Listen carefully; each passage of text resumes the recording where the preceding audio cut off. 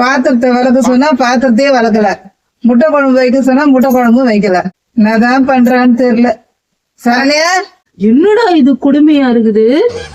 பாத்திரம் விளக்க சொன்ன மாமியாரை பாத்திரத்தாலே அடித்து கையும் காலும் உடைத்து மருமகளா?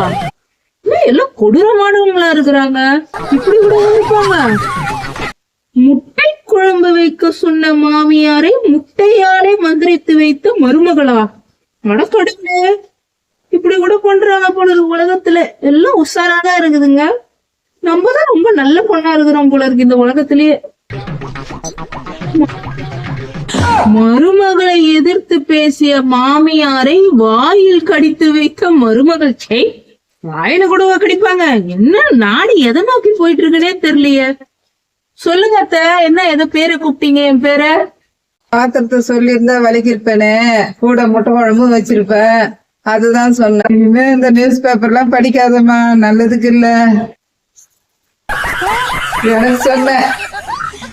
ஓகே, நம்ம பிளான் ஒர்க் அவுட் ஆயிடுச்சு. எத்தடி சரமையா நீ? செம்ம.